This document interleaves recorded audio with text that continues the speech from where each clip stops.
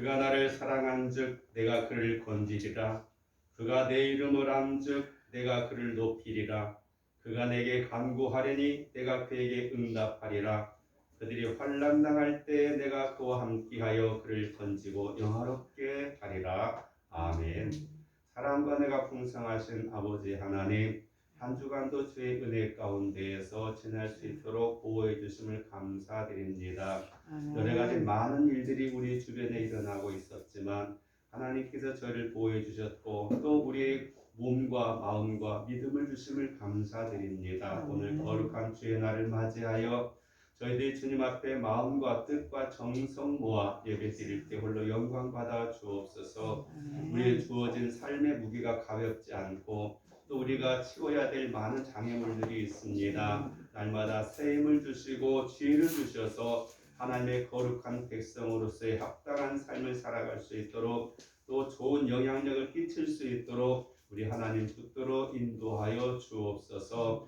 코로나19로 인해서 여러 가지 많은 어려움들이 있습니다. 아버지 하나님, 이 모든 것들 또한 잘 이기고 나아가 우리가 다시금 정상적인 삶을, 자유로운 삶을 살아갈 수 있도록 인도하여 주옵소서. 또한 오늘 이런저런 이유로 함께하지 못한 성도들도 있습니다. 어디에 있든지 주께서 아시오니 찾아가 주시고 주님 저들 가운데 역사하사 이루하여 주시며 새 힘을 허락하여 주옵소서. 예배 시종을 주님께 맡기오며 우리 구주 예수님 이름으로 기원하옵나이다. 아멘. 네, 함께 10장 찬양 드리겠습니다.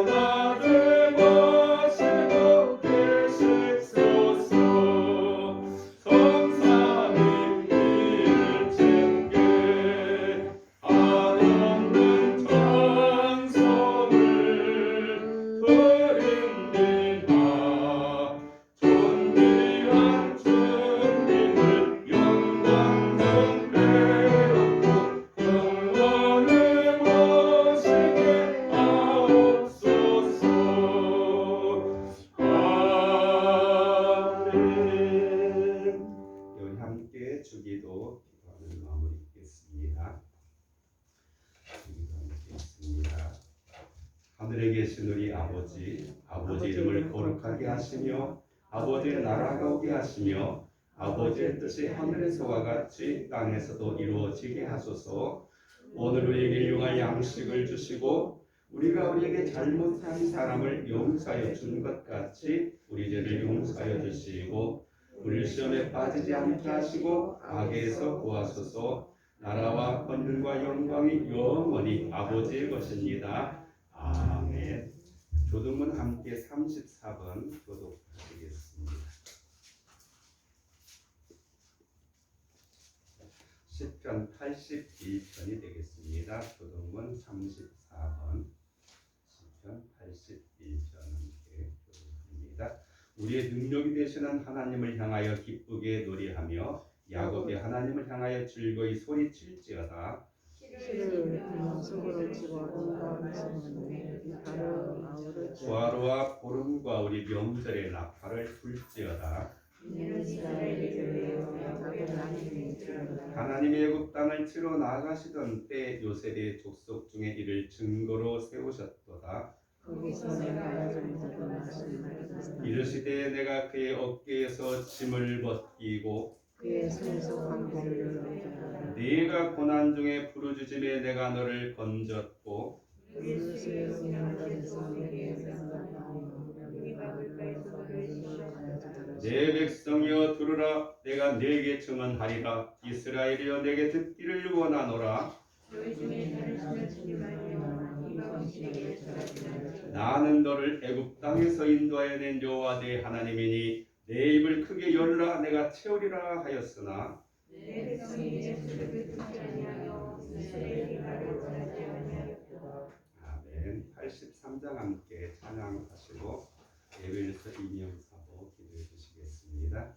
83장 함께 찬양하시겠습니다.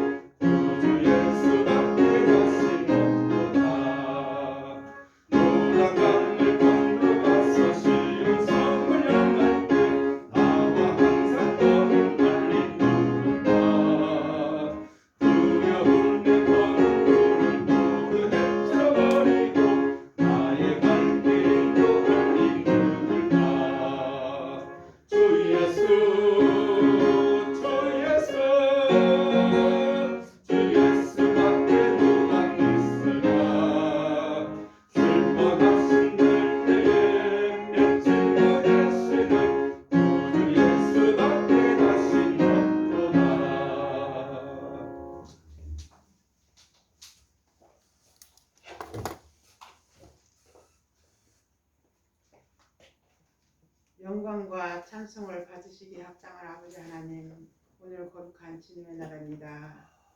우리 성도들 주님들로 불러 모아주시고 경건한 예배를 드릴 수 있도록 하여 주시니 진심으로 감사함을 드립니다.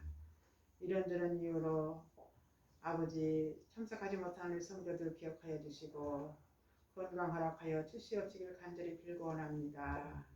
이제 몸이 연약해서 아버지 연로해서 찾지 못하는 성도들을 기억하여 주시옵시고 아버지 하나님 하루속히 코로나가 안정되어서 정말 이전의 일상생활을 할 수 있도록 하여 주시옵시기 원합니다. 예배 드릴 때도 마음껏 찬송하고 교제하며 아버지 할 수 있는 아버지 날이 속히 돌아올 수 있도록 인도하여 주시옵시기를 간절히 빌고 원합니다. 이 시간도 아버지 단에 세우신 목사님과 함께하여 주시옵소서. 주님께서 마음껏 사용받는 이 시간이 되어질 수 있도록 하여 주시옵시기 원합니다. 우리 교회가 힘이 약한 가운데 있지만 아버지 하나님 이 지역이 많은 변화가 일어나고 있사오니 아버지 우리 교회도 변화되고 성장해 나갈 수 있도록 인도하여 주시옵소서. 저희들 더 기도하고 준비할 수 있는 아버지 우리 부건교회 성도들과 교회가 되게 도와 주시옵시기를 간절히 빌고 원합니다. 현실을 바라볼 때 아버지여 낙심한 가운데 있습니다.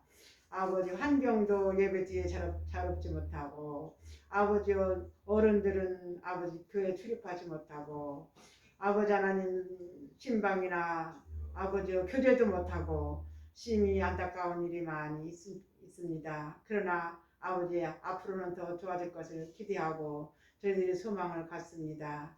예방 접종으로 말미암아 많은 우리 성도님들 사람들이 아버지 하나님 그 후유증으로 고통받고 있사오니 이것도 안정되게 잘 면역이 되어질 수 있도록 하여 주시옵소서.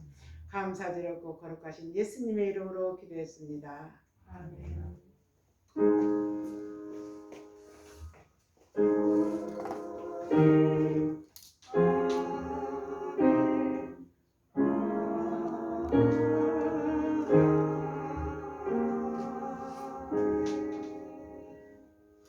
하나님 말씀 구약성경 사무엘상 15장 17절에서 23절까지 말씀을 함께 교독하시겠습니다. 432쪽이 되겠습니다.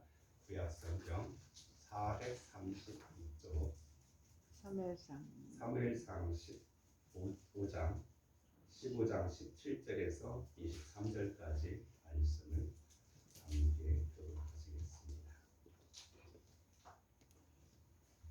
사무엘이 이르되 왕이 스스로 작게 여길 그때 이스라엘 지파의 머리가 되지 아니하셨나이까. 여호와께서 왕에게 기름을 부어 이스라엘 왕을 삼으시고 또 여호와께서 왕이 불러 보내시며 이르시기를 가서 제일 많은 사람을 지내라겠다 없어지기까지 치라하셨거늘 어찌하여 왕이 여호와의 목소리를 청정하지 아니하고 탈취에게만 급하여 여호와께서 악하게 여기시는 일을 행하였나이까. 사울이 사무엘에게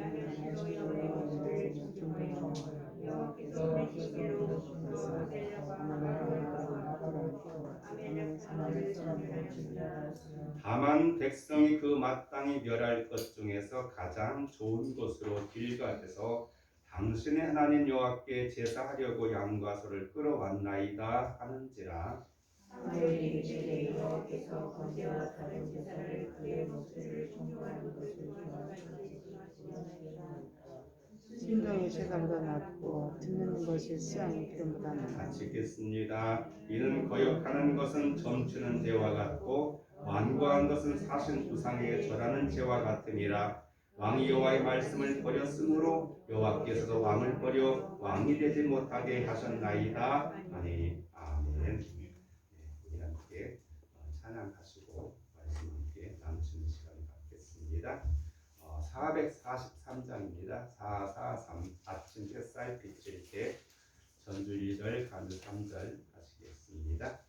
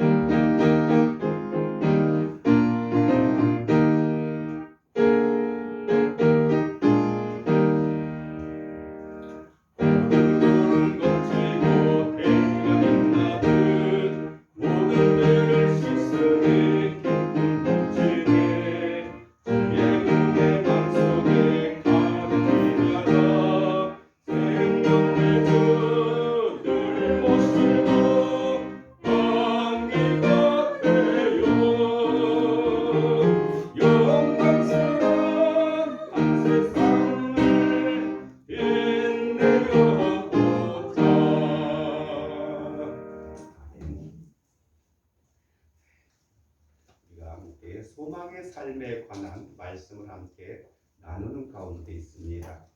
우리가 믿음이라고 하는 것이 건축물로 하면 마치 기초공사와 같은 것이라고 한다면, 소망은 그 기초공사 속에서 기둥을 세우는, 골격을 세우는 그와 같은 역할이 아닌가 이렇게 생각해 볼 수 있습니다. 모든 건물은 모든 요소가 다 중요합니다. 어느 한쪽은 부실하게 했다가는 그 모든 공로와 노력에도 불구하고 한순간에 무너질 수밖에 없는 것처럼, 신앙생활 역시 우리가 온전한 소망을 이루기 위해서는 우리가 그 모든 것들을 자세하게 온전하게 할 때 보다 더 건강하고 튼튼한 건물이 지어질 수 있는 것처럼 하나님 안에서 인정받고 끝까지 하나님과 동행하는 삶이 된다, 그렇게 생각해 볼 수 있습니다. 재밌는 이야기가 있습니다. 하루는 개구리가 하늘을 바라보니까 기러기들이 그 넓은 창공을 마음대로 날아가는 거 보고 그는 생각했습니다. 나도 날 수 있으면 얼마나 좋을까? 그런 마음이 들어가지고 기러기한테 물어봤습니다. 개구리가 야, 내가 좀 날고 싶은데 어떻게 하면 좋겠니? 라고 물어보니까 기러기가 코웃음 치면서 야, 넌 날개가 없으니까 날 수가 없어. 그런 생각도 하지 마. 라고 말했습니다.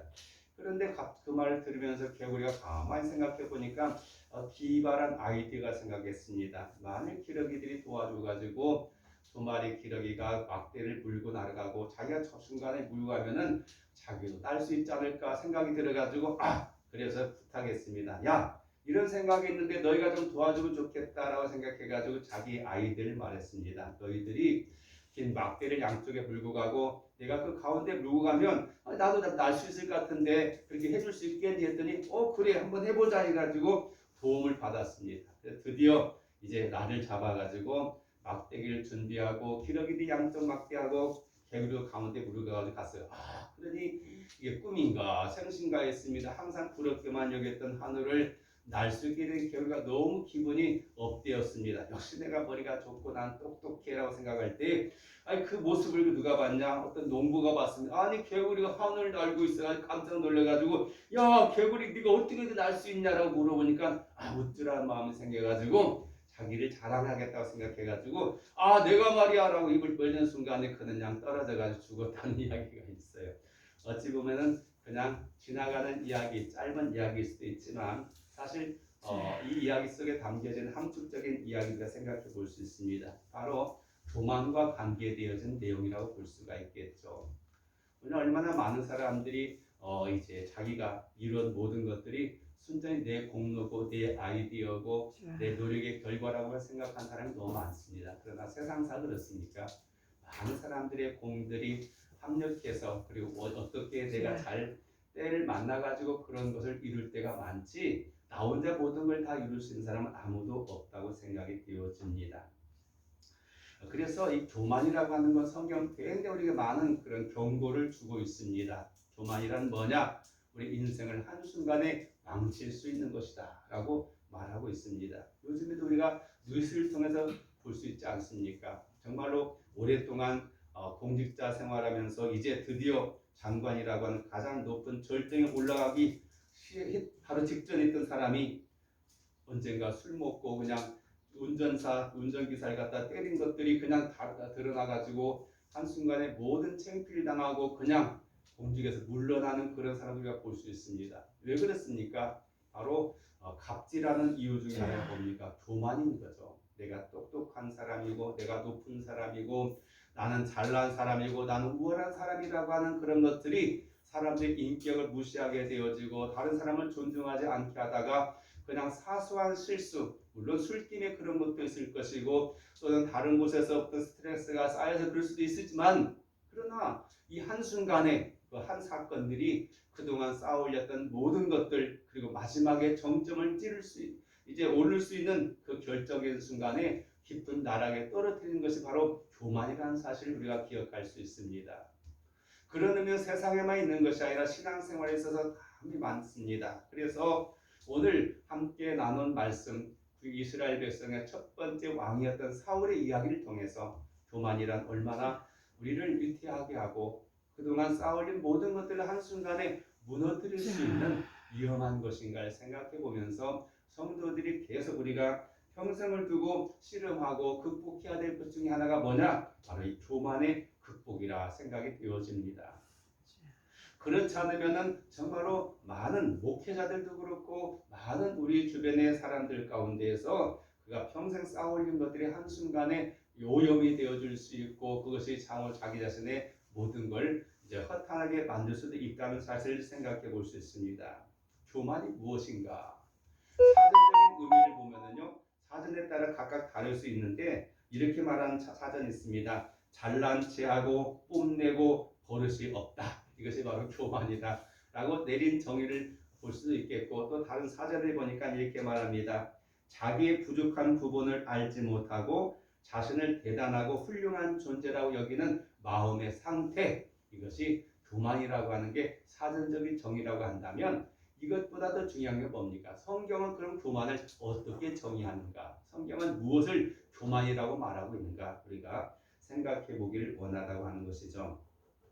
그래서 이 성경을 통해서 많은 부분에서 사람들이 교만에 대해서 경계하고 있습니다. 그래서 교만한 자는 하나님께 대적하고 겸손한 자는 가까이 하신다. 이 성품적인 그런 성향에 대해서 성경은 아주 관심이 많습니다. 예수님께서도 사람들 부르면서 말합니다. 마태복음 11장에 보면 28절 이하에 수고하고 무거운 짐진 자들아 다 내게로 오라고 말하면서 뭐라고 말씀하시냐면 나는 마음이 온유하고 겸손하니. 바로 교만과 반대말이 있다고 한다면 우리가 겸손이라고 말할 수 있겠는데 바로 이 성품적인 것들이 우리가 참 중요한 요소가 된다라고 볼 수 있습니다. 성경 그 사람이 얼마나 많은 실력이 있는가, 남보다 뛰어난 업적을 이루고 있는가가 중요한 게 아니라 그의 마음의 성품이 어떠한 것인가에 대해서 더 깊은 관심을 가지고 있습니다. 사실 우리 농사꾼들도 그렇지 않습니까? 농사꾼들이 가장 관심 있는 것은 밭이 얼마나 좋은 밭이냐 하는 것이죠.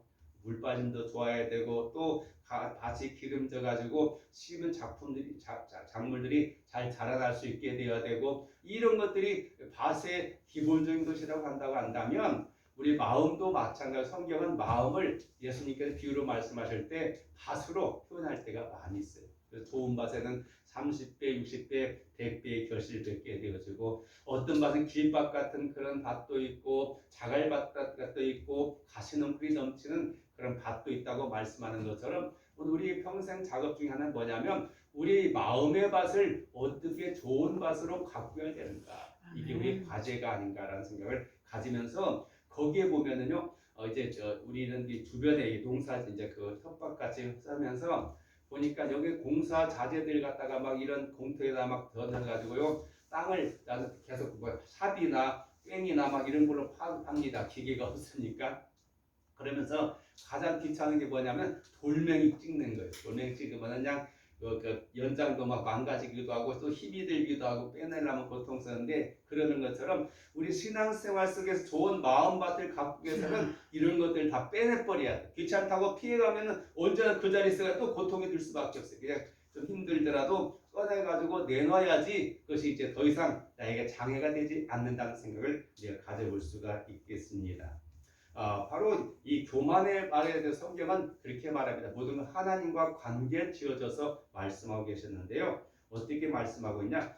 가장 첫 번째는 하나님과 같이 데려가는 그런 마음이 바로 교만한 마음이다. 그렇습니다. 왜냐하면 하나님과 우리는 하나님께서 우리를 사랑하셔서 우리를 자녀라 택하시고 또 예수님 우리를 친구라고까지 말씀하시지만 그러나 엄연한 의미에서 하나님은 창조자이시고 우리는 그 창조물이 되어질 수밖에 없는 피조물인 사실을 우리가 인정해야 돼요. 근데 우리 현대 모든 사람들은 이것을 부정하죠. 진화론자적인 그런 식으로 해가지고 모든 것들이 창조를 부인하게 되어지고 그래서 우리는 동등하다고 생각하는 경향이 있다 보니까 하나님의 존재에 대해서 그분의 절대적인 권위에 대해서 현대인들은 무시하고 일부러 그와 역하는 그런 행동들과 태도를 취하고 있는 것을 우리 보게 되어져요. 또 하나 어떤 게 교만한 마음이냐면 하나님으로부터 독립하려는 마음. 사람들이 성장하게 되면 부모로부터 독립해가지고 새로운 가정과 또 사회 일원으로서의 역할을 감당하는 것은 굉장히 소중한 일입니다. 그런데 바로 하나님으로부터 독립한다고 하는 것은 더 이상 하나님의 말씀을 듣지 않고 내가 원하는 대로 내 마음대로 하겠다라고 하는 그런 의지가 들어가는 순간부터 우리는 교만한 마음이 들 수 있는 게 되어진다고 하는 거죠. 오늘 이야기는 바로 사울의 이야기입니다. 사울은 정말로 그가 어떤 사람이었는가 하면은 오늘 본문에도 나오는 것처럼 17절에 이렇게 말씀하고 있죠.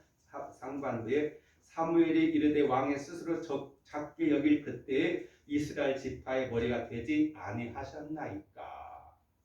그렇습니다. 사울이 결정적으로 하나님 앞에 인정받고 이스라엘의 초대 왕이 될 수 있었던 비결이 하나가 뭡니까? 그가 스스로를 작게 여겼을 때.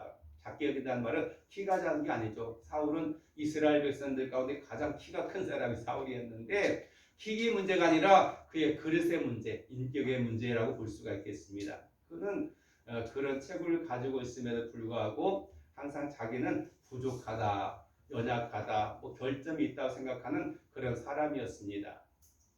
그럴 때 하나님께 그를 보니까 싹수가 있었습니다. 왜요? 겸손한 자는 언제든지 자기 개선할 수 있는 마음이 있기 때문에.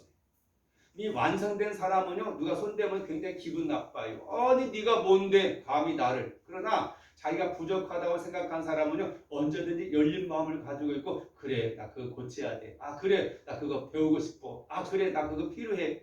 누군가의 도움을 기대할 수 있으면서 성장할 수 있게 되는 거죠. 그래서 하나님은 그런 사울을 택해서 이스라엘 왕으로 세우셨던 것입니다. 그래서 그것을 지적하고 있습니다. 그런데 바로 이렇게 18절, 17절 하반부부터 18절까지 보면은 여호와께서 왕에게 기름을 부어 이스라엘 왕을 삼으시고 또 왕을 길로 보내시며 이르시기를 가서 죄인 아말렉 사람을 진멸하되 다 없어지기까지 치라 하셨거늘 어찌하여 왕은 여호와의 목소리를 청종치 아니하고 탈취하기만 급하여 여호와를 악하게 여기시는 것을 행하였나이까. 결정적으로 사무엘을 통해서 사울이 지적받은 죄가 그 교만의 죄가 무엇이냐라고 하는 거죠. 사울이 겸손할 때는 언제나 귀가 열려져 있습니다. 어디로요? 하나님을 향해서. 그의 종 사무엘을 향해서 열려 있어가지고 하나님 일을 어떻게 하면 좋아요? 어떻게 하기를 원하십니까? 그랬는데 왕이 되자 사람들이 왕이시여 당신이 최고입니다. 당신의 법입니다. 당신의 말대로 하겠습니다라고 하다 보니까 더 이상 하나님에게 귀를 기울이기보다는 사람들의 필요가 무엇이고 내가 뭘 할 수 있는가에 능력을 하다 보니까 더 이상 하나님 없이도 나는 역시 잘난 사람이고 난 모든 것을 행할 수 있는 사람이라고 생각이 들게 되어졌던 것이죠. 그래서 이제는 더 이상 하나님 말씀보다 내 생각 그리고 사람들의 평판, 인기 이런 것에 하게 되어집니다. 그리고 자기 마음대로 행동하게 되어졌던 것이 바로 교만이라고 성경은 말씀하고 있는 것입니다. 그래요. 이런 의미에서 사울을 통해서 발견할 수 있는 것은 하나님 말씀대로 따르지 아니하고 내가 내 인생을 주도하려고 하는 생각이 바로 교만의 시작이 될 수 있다는 사실을 알게 되어진다고 하는 사실이죠. 그래요. 오늘날 사실 많은 사람들이 신앙생활 자꾸 하다 보면은 세월이 지나다 보면은 어떤 생각이 드냐? 신앙생활이 하나의 그냥 습관화 되어버린 경향이 있어요. 그러다 보면은 그 속에 어떤 생동감이 없게 되어져 오래 고인 물은 썩을 수밖에 없는 것처럼 항상 생수가 솟아 나와가지고 그 물이 새롭게 흘러가고 또 그 채워지게 될 때 그 생수가 맑은 물이 되어지고 건강한 물이 될 수 있는 것처럼 우리 생각도 그렇고 행동도 뭔가 새로운 도전과 그리고 새로운 계획들을 세우는 그런 자세가 필요합니다. 그렇지 않고 그냥 오래된 것만 좋다고 생각하면 안 되죠. 물론 오래된 거 좋은 거 있습니다. 장이나 우리의 모든 많은 그런 음식물들은 오래 잘 발효돼 가지고 제대로 되면 좋지만 잘못하면은요 냄새만 나고 그리고 오히려 썩어버릴 수밖에 없게 되는 것처럼 제대로 관리가 안 되면 그렇게 될 수밖에 없는 것입니다. 근데 신앙생활 오래 하다 보면은 모든 게 그냥 습관적으로 규칙적으로 하게 될 수가 있어요. 그러다 보면 더 이상 하나님께서 안 가르쳐줘도 하나님 제발 참견 좀 마세요. 이젠 내가 다 알아서 할게요. 하나님 내 마음대로 하겠습니다라고 하는 그런 생각이 그런 습관이 우리 속에 들어갈 수가 있게 되어진다고 하는 사실이죠. 그렇습니다. 바로 아담과 하와가 범죄할 때도 마찬가지였습니다. 처음에 하나님께서 그에게 주신 법이 많지 않았어요. 한 가지였습니다. 너희가 이 낙원에 있는 모든 과실들 다 먹을 수 있다. 다만 한 가지. 저 동산 중앙에 보면 선악을 알게 하는 나무가 있는데 그 나무 열매는 먹지 마. 그것은 너희 관한 것이 아니야. 라고 말할 때 처음에는 그냥 지나쳤어요. 그러나 자꾸 지나가서 보니까 어떻게 됐어요? 보암직하고 먹기에 탐스럽게 하고 먹으면 정말로 자기도 하나님처럼 될 수 있는 그런 지혜가 생길 것처럼 여겨졌어요. 그런 마음을 사탄이 보고 말합니다. 야, 너 하나님께 왜 못 먹게 하는 줄 알아? 네가 하나님 될까 봐 그래요. 먹어 괜찮아. 하나님께서 욕심이 내가지고 자기 혼자 하려고 그러기는 너 그거 먹어야 돼라고 생각할 때 그는 그 유혹에 빠져가지고 과실을 따먹을 수밖에 없게 되죠. 그 중심에는 뭐가 있어요? 그래 나도 하나님 될 수 있지 하나님만 하나님이야? 난 왜 안 돼? 라는 생각이 그의 마음속에 드는 순간에 그는 교만한 마음이 들었고 그리고 그걸 따먹을 통해서 우리는 죽음에 이르는 그런 죄가 우리 가운데 있게 되어졌다고 하는 걸 보게 되어진다고 하는 사실이죠. 그렇습니다. 바로 교만은 내 생각을 가지고 내 마음대로 행동하겠다고 하는 것, 더 이상 하나님의 말씀이나 하나님의 권위를 인정하지 아니하고 내 뜻대로 행하겠다고 하는 그런 생각이 바로 교만의 출발점이 될 수 있음을 우리가 보게 되어진다고 하는 사실이죠. 오늘 본문 22절에 보면 이렇게 말합니다. 사무엘이 이르되 여호와께서 번제와 다른 제사를 그의 목소리를 청중하는 것을 좋아하신 것 같이 좋아하시겠나이까. 순종이 제사보다 낫고 듣는 것이 숫 양의 기름보다 나으니 라고 말씀하고 있습니다. 그래요. 하나님께서 우리를 사랑하시고 택하여 주시고 인도하시는 가장 중요한 것은 우리가 순종하는 마음을 가지고 하나님 앞에 가는 거예요. 내가 얼마나 잘하고 똑똑하고 현명하고 내가 알아서 잘 처신하느냐가 아니라 하나님 말씀을 그대로 듣고 따라가는 바로 그런 자세, 그런 태도를 원하고 있다고 말씀하고 있는 것이죠. 그렇습니다. 그래서 또 한 가지 오늘 사울에게 보여주는 교만의 측면이 뭐냐면 세상의 욕심을 쫓는 것이라고 볼 수 있습니다. 19절에 보면은 이렇게 말합니다. 19절에 사무엘의 지적이죠. 어찌하여 왕이 여호와의 목소리를 청종하지 아니하고 안 듣는 것 첫 번째. 그 다음 두 번째는 탈취하게만 급하여 여호와께서 악하게 여기시는 일을 행하였나이까. 그리고 바로 이 탈취한다고 하는 것. 탈취한다고 하는 것은요, 전쟁터에서 승리자가 될 때 그 모든 패배자의 것을 얻을 수가 있어요.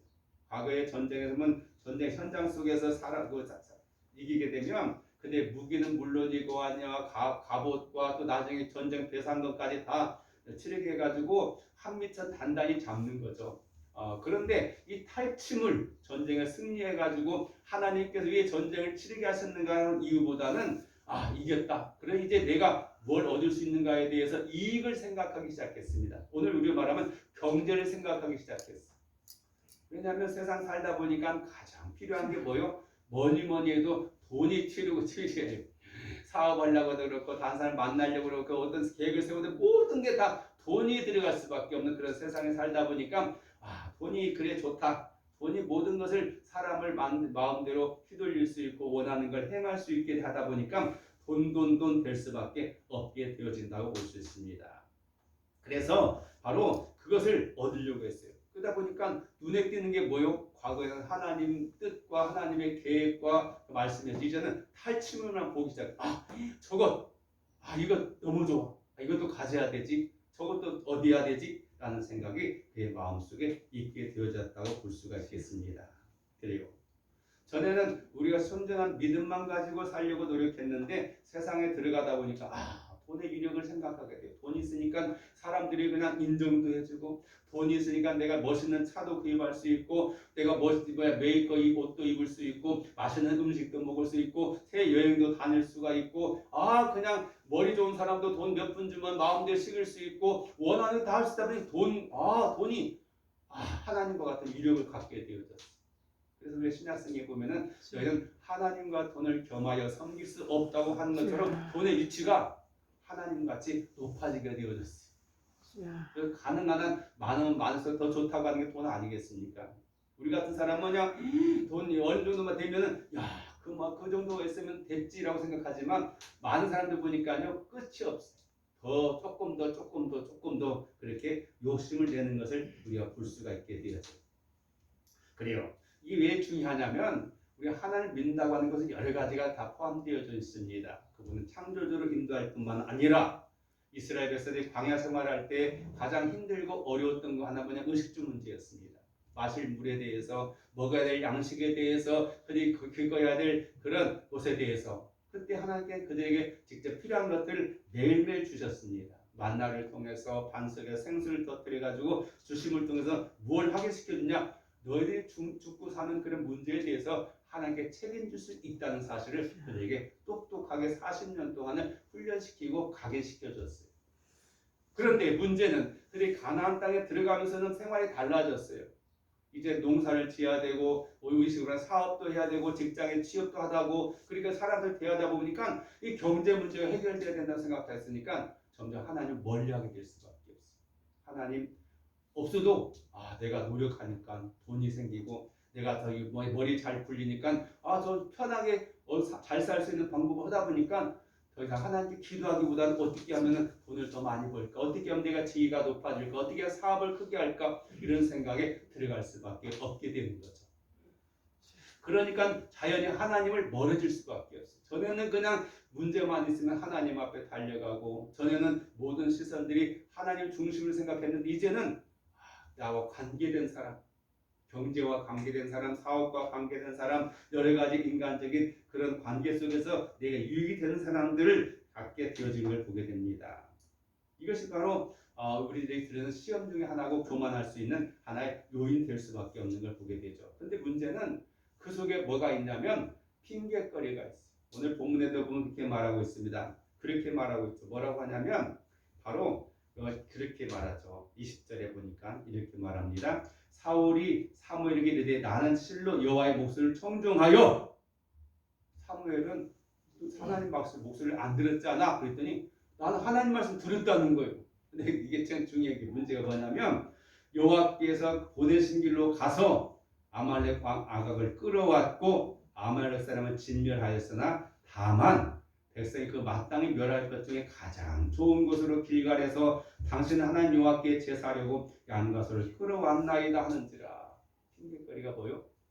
이 좋은 걸 갖다 그냥 죽이기보다는 하나님 앞에 우리의 승리를 주신 하나님 앞에 좋은 것으로 제사 드리려고 그렇게 했다는 거예요. 이것이 사울이 생각해낸 핑계거리였어요.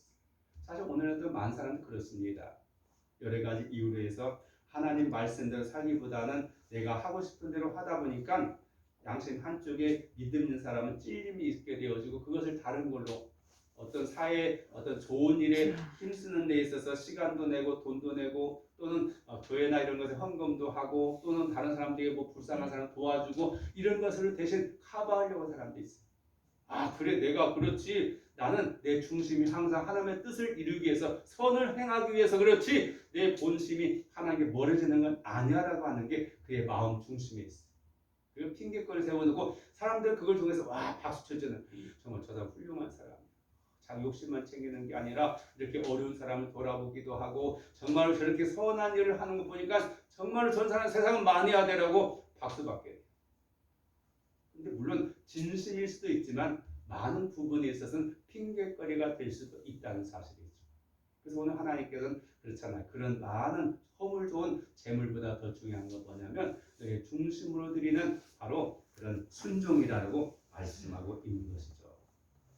왜냐하면 마태복음 6장 33절에 이렇게 말씀하십니다. 너희는 먼저 그의 나라와 의를 구하라. 이 말씀을 우리 항상 어떤 모든 우선순위에 있어서 가장 앞에다 놓고 행할 수 있는 자가 되어질 때 이런 유혹으로부터 우리 자신을 건질 수 있다는 거죠. 또 우리가 왜 교만의 문제를 극복해야 되는가 하면은 교만에 따른 결과가 어떤 것인가를 생각해 보면서 우리가 함께 생각을 나누기를 원하는데요. 이 교만하게 되면 사람들의 마음속에 뭐가 생기냐면요. 열등의식이 있어요. 아이러니합니다. 왜냐하면 대부분의 교만한 사람 보면요. 뭔가 사회적으로 업적을 이룬 사람이에요. 재주가 있는 사람이에요. 경력이 화려한 사람이고 사람들로부터 인정받는 사람이에요. 자격 있는 사람입니다. 그래야 교만할 수 있어요. 그렇지 않으면은 못하면은 어떻게 그럴 수도 없어요. 근데 문제는 그런 사람일수록 심리적으로 보면은 뭐가 있냐? 열등의식이 있어요. 겉으로 보면 저 사람은 뭐가 걱정이요? 뭐가 부족해? 원하는 다 할 수 있지 않아? 똑똑하지, 돈 있지, 잘났지, 배경 좋지, 뭐 다 생각한다. 그러나 그런 사람일수록 더 뭐가 있어요? 열등의식이 클 수밖에 없는 것은 욕심이 많으면 많을수록 이루지 못한 게 더 많기 때문에 항상 미치지 못하는 것에 대해서 아쉬움들이 그걸 새롭게 이제 더 많은 욕구를 갖게 만들기 때문에 그렇다고 볼 수가 있겠어요. 그래서 바로 이런 교만하면 우리를 열등감으로 몰아낼 수가 있게 된다. 그 성도들이 가져야 되는 것은 바로 뭘 가져야 되는가? 건전한 자존감을 가져야 돼.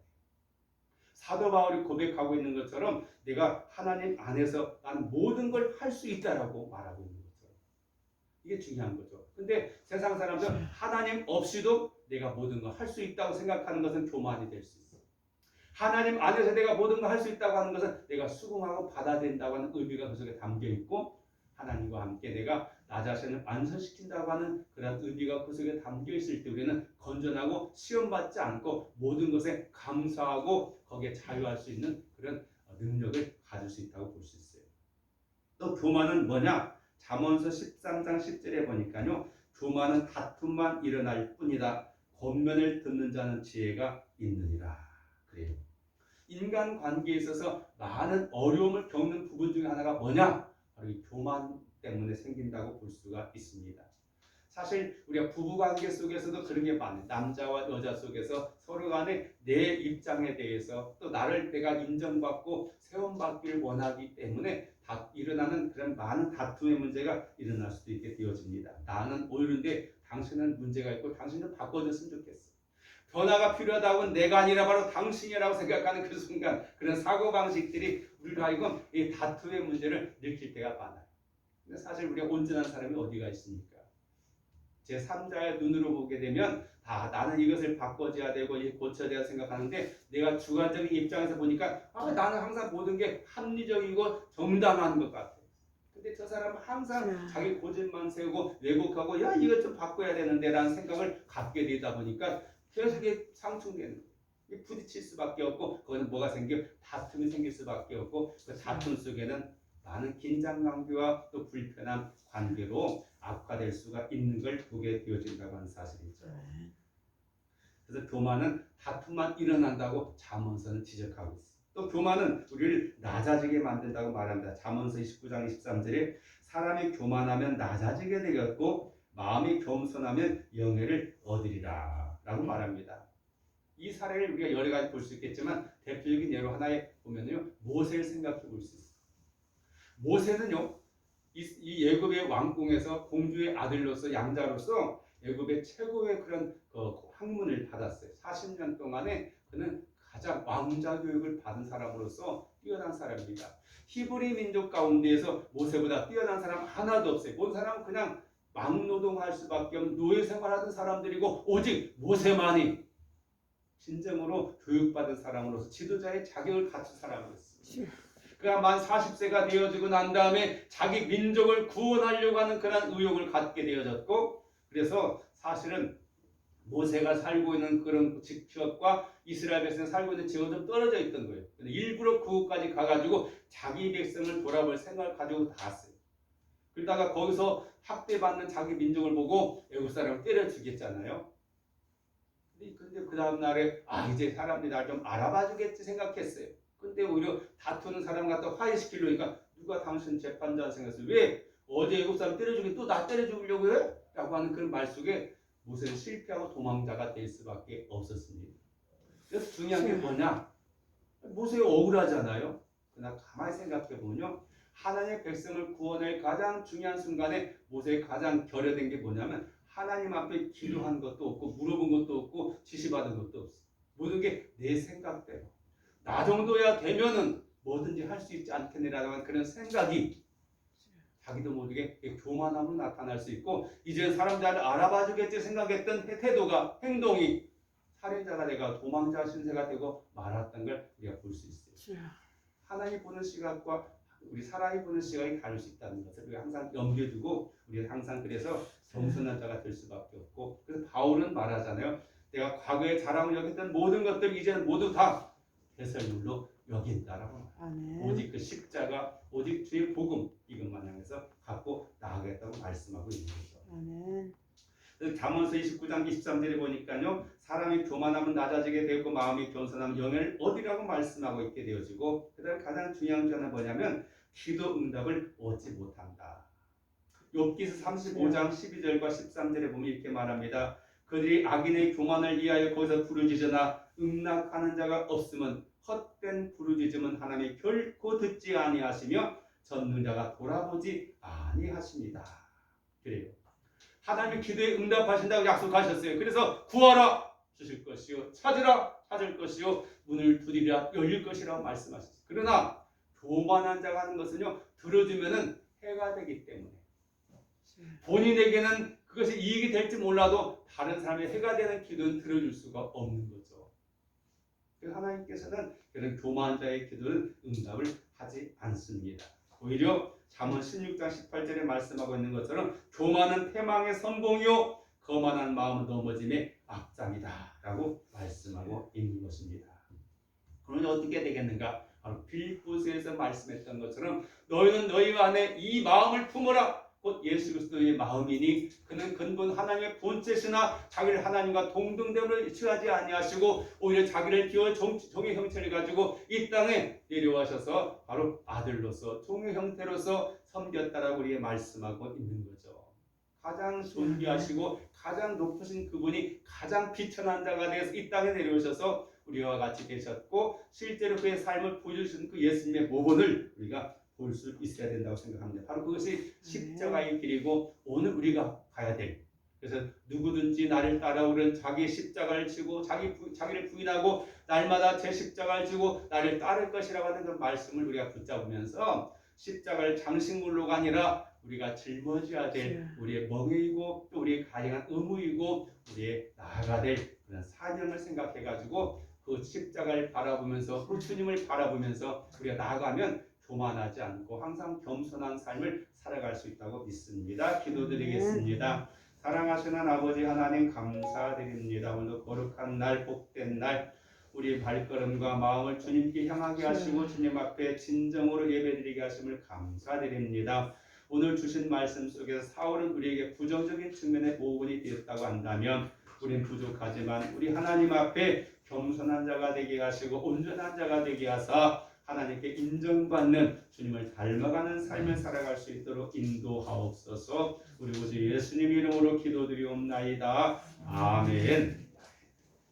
찬송 212장 함께 찬양 드리면서 예언 드리겠습니다. 212장이 되겠습니다. 겸손히 주를 섬깁니다.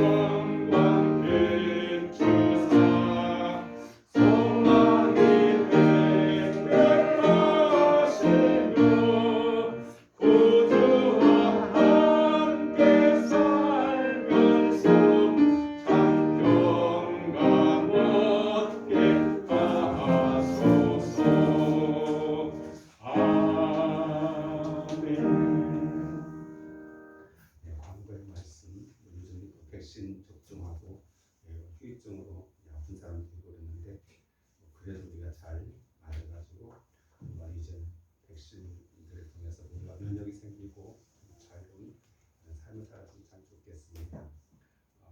한국으로 드립니다. 감사한 조정군, 김무순, 가정 윤부터 권사님, 신일종 이재석 이덕수 권사님, 이예순 권사님, 저희 가정에서 신일종군과 성교군 최일환 신일종 되었습니다. 감사하게 드립니다. 대전님을 감사하게 드리겠습니다. 좋으신 하나님, 참 모든 것이 하나님의 은혜 가운데 우리가 살고 있음을 항상 감사할 수 있게 하시고 또 매일의 반복이 아닌 날마다 새로움이 있는 하루하루가 될 수 있도록 도와주시고 우리 삶을 날마다 주님의 인도하심과 동행의 삶이 될 수 있도록 도와주옵소서. 이와 같이 어렵고 힘겨운 가운데서도 부족한 가운데서도 주님께 구별해드릴 예물들 그 마음 정성 받아주시고 이 삶이 더욱 하나님 앞에 요긴되게 쓰임 받을 수 있게 하옵소서. 예수님 이름으로 축복하며 감사기도 드립니다. 아멘. 오늘 우리 문무도 권사님께 오셔서 대단히 감사합니다. 일어나셔서 220장 함께 찬송드리고 축복드림으로 마치겠습니다. 220장 사랑하는 주님 앞에